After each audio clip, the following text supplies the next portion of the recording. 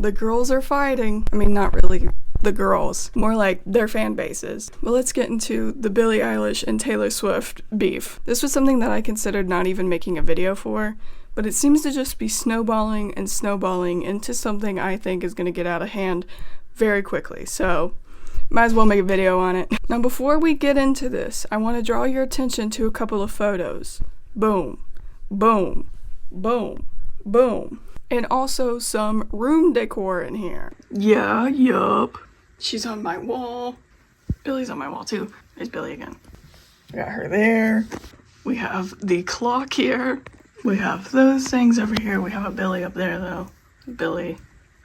So going forward, just know that everything that I have to say that sounds like criticism is coming out of a good place. I am fans of both of them, and I wholeheartedly believe that you can be a fan of something, but also criticize it. It doesn't mean that I love it any less. It's just like, here's this thing I don't agree with. Now that the formal introduction is over with, let's get into it. Anyone with an internet access is probably aware of the two albums, The Tortured Poets Department and Hit Me Hard and Soft. Over the past couple of weeks, fans of both Billie Eilish and Taylor Swift have been butting heads because they believe that their favorites are after each other. And then there's just Clancy by 21 Pilots that's just soaring right under the radar.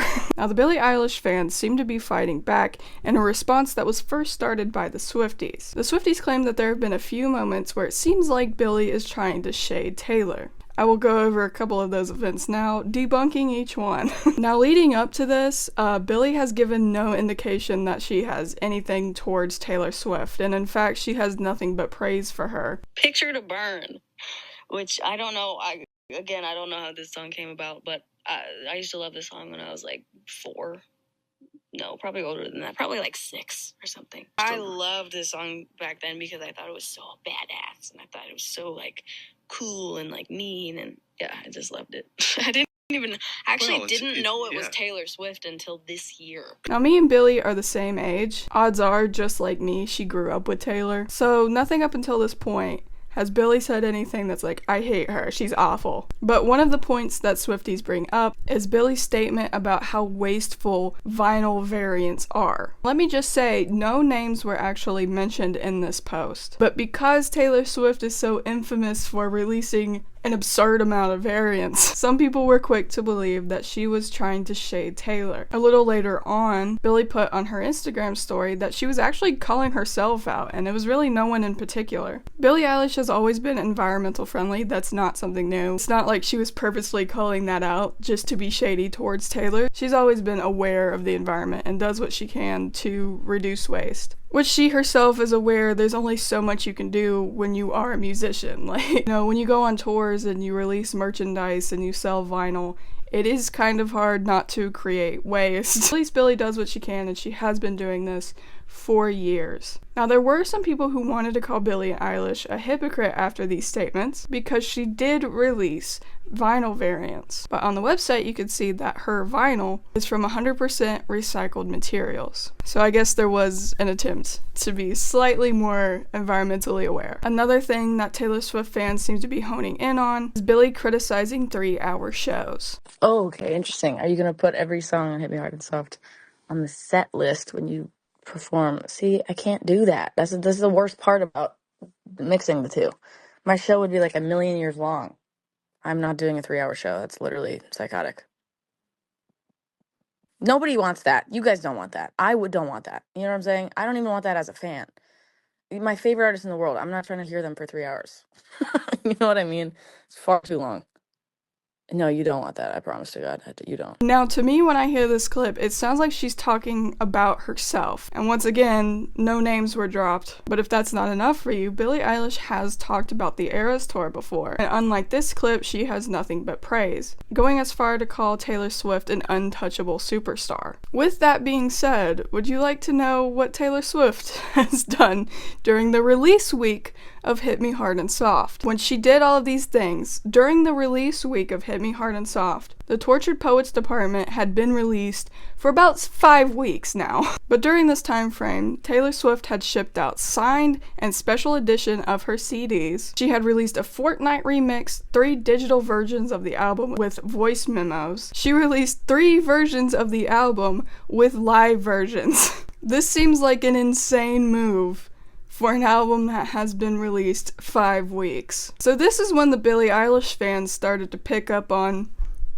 wait a minute, it kind of seems like Taylor is a little worried about Billie Eilish. And listen, even taking Billie Eilish out of this equation, releasing that many variants of the same album, to me, is crazy. And I mean that with love and peace. It gets to the point where things become oversaturated. You know, part of the hype, at least for me, when a new album comes out, is the fact that we don't really have these moments a lot. Part of the excitement is like, we haven't had new music in a while, we're about to get all of this new content, and that's part of the excitement. It's kind of like Christmas, you know what I mean? Christmas is so special because it only happens once a year. If you had Christmas every day, all day, it's like, well, it's not really special anymore. That's kind of how I feel with the Taylor Swift variants. That's not to say that I'm against variants in general. Actually, it kind of seems to be like the normal thing nowadays. But I feel like there should be a limit, because it gets to the point where it's like, that's enough slices. But once the Billie Eilish fans started picking up on this behavior, the Swifties clapped back and was like,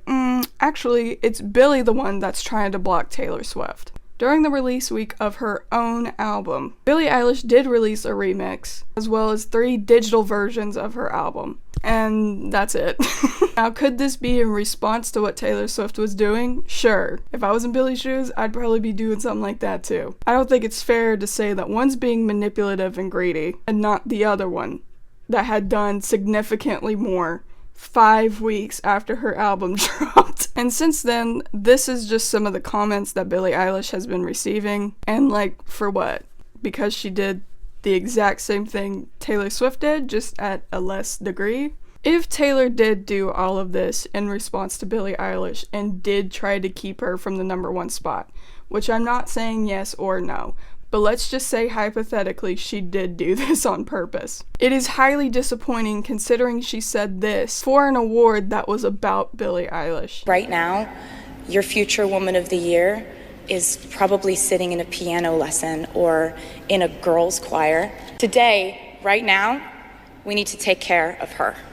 But my exact quote during this speech was, I really just feel like we need to continue to try to offer something to a younger generation of musicians, because somewhere right now, your future Woman of the Year is probably sitting in a piano lesson or in a girls' choir. And today, right now, we need to take care of her. I've since learned that at that exact moment, an 11-year-old girl in California really was taking piano lessons and really was in a girls' choir. And this year, she has been named Woman of the Year at the age of 17. Her name is Billie. In the newer faces in our music industry, whose work I absolutely love. I see it in Lizzo, Rosalia, Billie Eilish. Once again, I'm not saying she is or isn't, but if she is, that's highly disappointing that you say that you want to take care of other women musicians, but then it's like, well, you can't be better than me. You can be successful, just don't beat me. At the end of the day, who cares? Even if Billie Eilish came out and was like, I hate Taylor Swift, I cannot stan her. Who does that hurt? Who does that affect? Doesn't hurt the Swifties any. Sure as heck won't hurt Taylor's numbers. All of this seems petty and silly to me, I'm sorry. We have got to stop this trend of putting women against each other. It seems like every couple of months there's this big drama of one girl against another girl and who's the better girl. At the end of the day, it doesn't matter. None of this affects our lives any. None of it affects their lives. Whether they get the #1 spot or not, both of these women are highly successful. I think we should all just kind of chill out and maybe just listen to the music. If you like it, fine. If you don't, fine. And then continue on about your day. I just want to do a quick shout out to Byler Rainkiss24 on Twitter, who made some very helpful threads and put all these screenshots together and whatnot. If you enjoyed the video, please hit like and subscribe. And as always, I will see you in the next one.